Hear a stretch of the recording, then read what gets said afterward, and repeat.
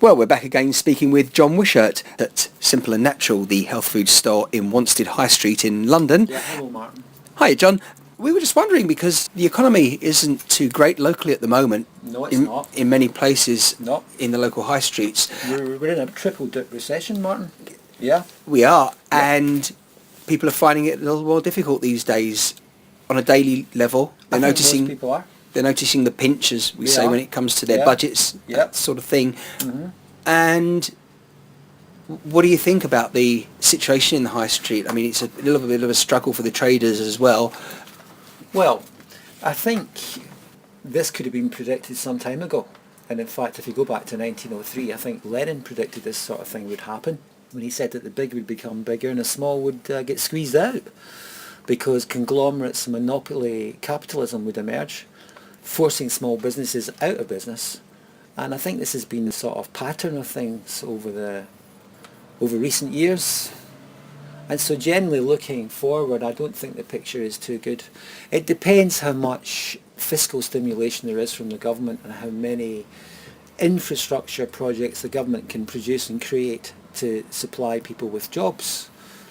Because it seems to me, looking at the general situation, that more and more machines are doing the jobs of people, and people's wages are being driven down generally, and the middle is getting squeezed, and the rich are getting richer.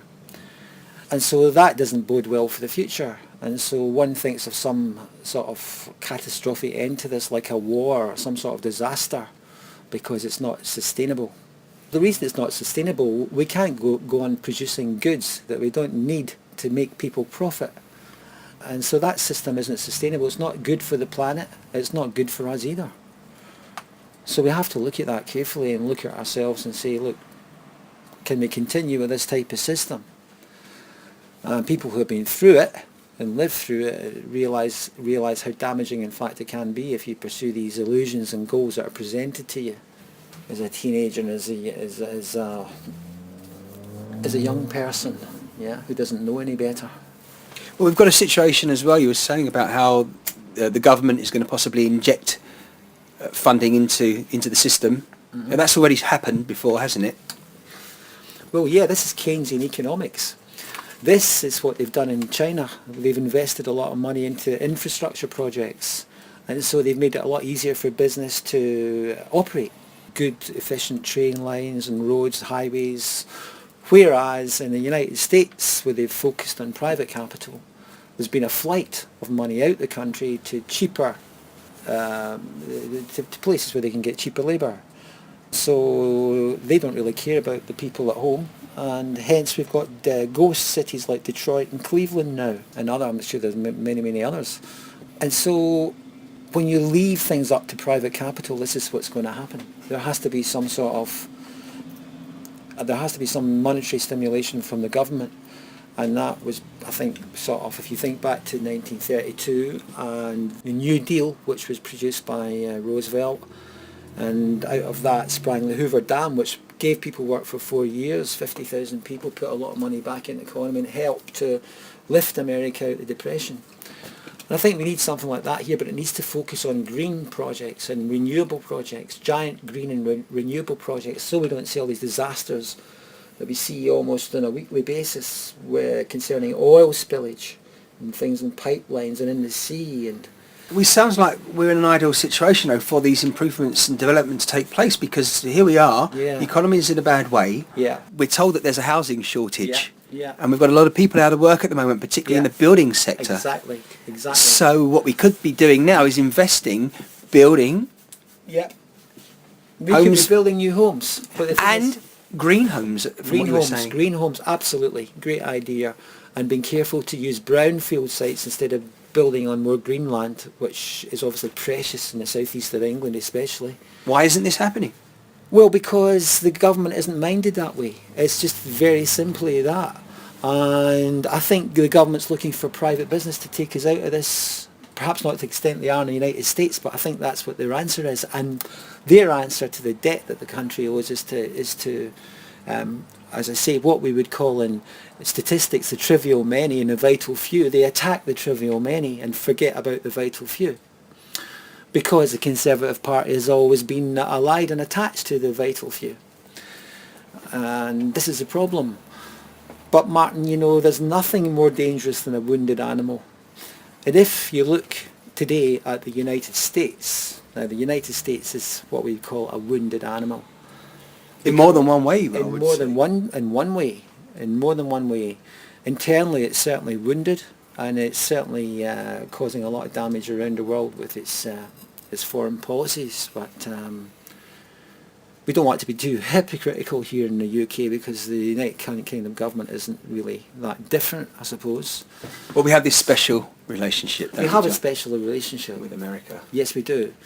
But the fact of the matter is that the reason America is going the way that it is because it has to enforce this rule almost of having people trade in the dollar, and have the stock exchanges work in the dollar, and oil bought in dollars. And this is why we've had 2 wars, because people didn't want to trade in the dollar, and the bankers couldn't go on printing money for nothing and getting commodities back for free.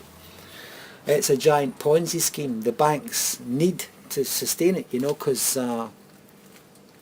there's nothing behind it, because America removed its dollar from the gold standard in 1972. They just started printing money. Yeah. And they were able to get a deal with the king of Saudi Arabia at the time to buy his oil in money, dollar money, and they agreed that they would militarily protect the kingdom of Saudi Arabia in return. And that's been a long-standing deal. So that's meant a lot of oil has been bought in dollars. Yeah. But of course, we had this problem happening recently, or more recently, in North Africa. We did. Libya, I'm thinking of particularly. Yes, Libya was going to use what was being conceived by Colonel Gaddafi, a North African currency, and he was going to use that to sell his oil, and so that would have undermined the dollar and hastened the end of the dollar. It was the same amount with Saddam Hussein, and he was using the euro to buy his oil, and of course that's why they want to get into Iran, because Iran doesn't use the dollar to sell its oil. And this is, I think, the key to a lot of, this is what underpins a lot of the conflicts that's going on in the world.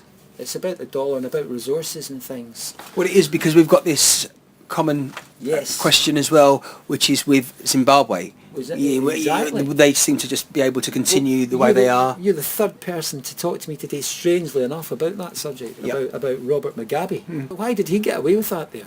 Well, I'm assuming as many have, and I think if we say so ourselves, rightly so, a lack of minerals and interest from the West, so they're able to get away with it. They're not holding anything. These are a few sacrificial cows that we don't even bother about them. These white people that have been chased off their farms was totally racist. I mean, there was grounds for some redistribution of wealth there, no doubt about it, but not that way. But the resources, there aren't many resources there that we need for them to export. Yeah. And that was more of an internal affair. That's brutal. Of course, that's horrible. You can imagine that.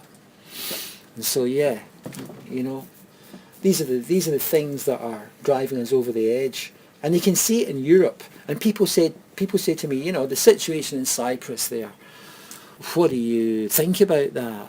And one old gentleman in particular who was in the shop today, he said to me, yeah, it's the Germans' fault. And I said to you earlier, I said, well, no, I said to him, you can't say that. I said, it's the banks, it's the Bundesbank and the European Central Bank. And I said, well, who's controlling these banks? Because this is like a pyramid scheme. The money gets shifted out from one source into these banks. They're allowed to add 9 times the amount that they borrow. They're allowed to add 9 times to that. Now, there's a name for that. So in actual fact, if they borrow 10,000 from the Federal Reserve, they're actually allowed to lend 100,000. Yes. Yes, and it doesn't even exist. Yep. See, that's what you call a Ponzi scheme.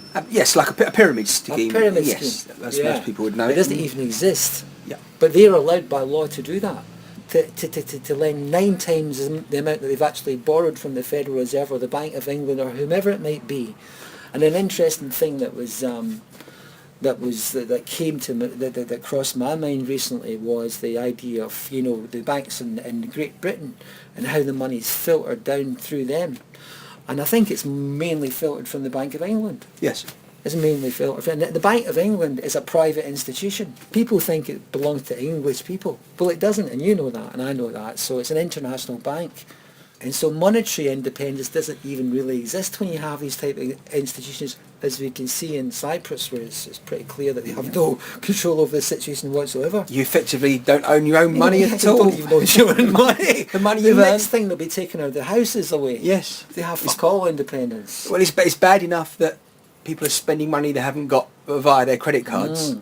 And as you have pointed out, even when they think they're spending money that they have got, they actually haven't got it. They haven't got it. It doesn't exist. It doesn't exist. It has no value, or at least the value that it's said to have can be just diminished.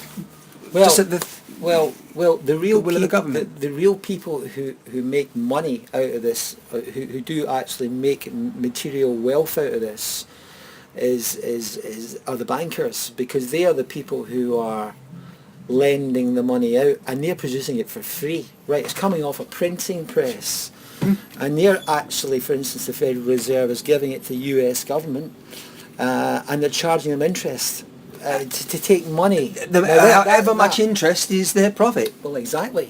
And this was one of the things that John Kennedy attempted to end in 1964.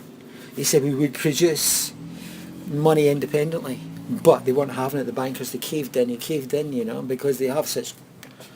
How it happened, I don't know, but he caved in. That is the bottom line, and I guess it was political pressure on him. Mm-hmm. But yeah, those are the people that if they can keep printing money and ensure that they can get commodities paid in dollars, and I always use the example of oil because it's the biggest one, then in that case they get things for nothing, effectively. You see what I'm talking about? Absolutely. Because ever since the price of dollar was disconnected from the price of gold, it's nothing. It's only how you can use it that will bring you value. And so this is a very clever sort of scheme that they've devised. Behind the scenes for a lot of people. Behind the scenes. Even though this information is out there, you're putting it out there now, you know about it, it's out there for other people to go and investigate and find themselves. The evidence is out there. But of course there is that problem that everybody's busy in their daily lives trying to struggle through the situation that's been created, arguably intentionally, so that they don't stop to suddenly take 5 minutes out and think, well, hold on a minute, what is going on here? And then finding out what you've just explained. Well, you know, this is exactly the situation, Martin. But you know, this was one of the advantages of having some sort of planned economy, whereby you could sit back and you knew that, hey, this is a plan, we've got 5 years to do it. You weren't as much reactive, you had that surety, and that was important. But nowadays, as you say, people are more reactive. They're too busy sort of dealing with the current situation to think about dealing with the symptoms and not the cause, you see. Definitely. And so that is the situation that we're in. Yeah. And even when they do suddenly think, let's check out the cause, and then they're making excuses effectively not to, because they don't really want to find out that negative Exactly. news. Well, you know, a lot of people can't stand to hear the truth. And that's just the situation, you know, they can't stand to hear the truth. And of course it depresses them. They don't want to know it, because we now are a society built on really all sorts of escapism.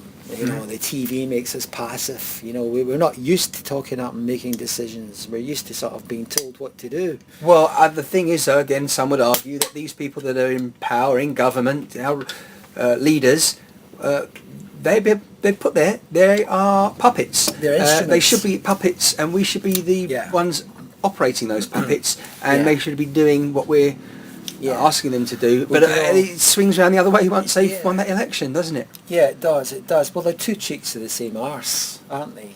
So, you know, they're both working for big business interests, and that's basically it. Because the Labour Party sold out a long time ago as far as sort of working people were concerned. We've got this new Labour. But they're both working for big business, you know, so what's the difference? What is the difference? I'd like to know, you know, I don't think there is. You could say the same with the Republican Democratic Party. I think once they found out the difference, then they'll enlighten us. I'm not sure they know themselves. They're both cheeks of the same arse. Where is the difference in them? What's actually happening is, you know, we're all aligning, though. That's the thing. You know, we've got Conservative in the UK at the moment, along with the Liberal Democrats. they're supposed to be opposite parties, but it's convenient somehow at the moment that they're operating together and apparently singing from the same sheet. But of course, as we know, before too long they're going to have to make it clear that they don't actually agree, because when another election comes around they're going to want to oppose each other. Well, look, Martin, if you're an idealist like me, you see beyond these parties, but these parties are stuck in pragmatic reality. For instance, BP and British Aerospace employ thousands upon thousands of people. You know, and so from a purely practical perspective, the government does as much as practical to keep the economy healthy and keep these people in work. The government obviously is going to do as much as it can to support these companies, and so they have great sway in the government, irrespective of whether it's the Labour Party or the Conservative Party. Yes, I'm talking about BP and BAE Systems and British Aerospace generally, and a few other big companies. And so this is the shape of things. But it hasn't. I think in some ways it's always been like this. There are these people that are untouchable because they give sustenance to the rest of us. As you were just saying earlier, the bankers are untouchable, aren't they? Yes, that's because Gordon Brown handed a lot of power to the bankers. And I think it was Gordon Brown. But I think generally it started with Tony Blair. Is there not a truth in the fact that actually, ultimately, it's the banks that are running our economy and society, not the government? No, it is. We can see it in Cyprus. And I think we're going to see it more and more. But the only thing is, I think we here in London are pretty safe because London and New York are the two primary centres of these people's power. Yeah? And so I think they will strive to protect London and New York. And that may cause a lot of wars and stuff and bloodshed. I hate to say it. But this place didn't just come from nothing, you know. It came from a lot of bloodshed and a lot of wheeling and dealing. But we have with a formal front it has, you know, a kind of nice front, but behind the scenes. These things are easily forgotten though. As time goes on, we have short memories. Well, you know, the fact is that we all appear to be hypocrites because we're all children of this system and we were born and nourished and brought up by it, and so we appear to be hypocrites. But all I'm just about expressing a sense of awareness that that's the case. And it's hard to be a traitor to the place that is, you know. But when you go abroad and you can see that other people can live better lives. Our life was a materially rich life, but of course spiritually it wasn't. It never has been for quite some time. But by creating the materialistic things and this society that we live in today, selfishness, we're also creating our own stress levels as well, aren't we? Higher, of course. More responsibilities. Responsibility. Okay, it's a good thing, but we are creating more stress isn't necessarily absolutely yes. You know, it's not directly linked to more responsibility, more stress. I mean, you can have responsibility without having all that stress. Absolutely, this is the point I'm making as well. Is and definitely we agree on that because there's plenty of stressful things in life when it comes to the average person. Conceptual tension. You need that to drive you along, I guess. Yes. Because other people have got it, and if you don't have it, then you're just going to be a wallflower. Yeah. So you're always trying to better yourself and. Well, I don't think we should always have to do that. But No, but that's how a lot of people are being conditioned. But in the arena of media, where we're actually trying to vie to have our point, you know, listened to and to be heard, I think that becomes a case. Sure. You know. Well. But, you know, there's ways to do things nicely, I suppose. It would be good if more people, after they've tuned in to us, certainly just have a look out the box there and see what is out there in terms of information, really what is going on. It's not easy to check out all the false theories that are going about the nationalist Germany causing this problem and stuff like that. Check out who runs their banks and who's pulling their strings. Do you imagine that after the end of the Second World War that the West didn't install puppets in Germany? Well, of course they did, along with all their business as well. So, you know, just as simple as that. And try and see through this nationalist sort of illusions of arrogance that people have and understand that basically if you reach out to people, you can be enriched by them, irrespective of wherever they come from. And if you can find it in your heart to treat them as a human being, then there's no arrogance and no... Forget about patriotism. It's silly. Listen, maybe I'm saying that as a Scotsman in England. I don't know, but I would imagine if I was in Scotland right now, I'd be saying exactly the same thing, because I've evolved past that level of thinking. You know, you grow out of that. But as American Indians would say, in our head there's a battle between a good wolf and a bad wolf every day, every single minute, every day, irrespective of what age we are, where we are in life. We have to reflect on our own behaviour to make sure that we're not, that the bad wolf isn't taking over.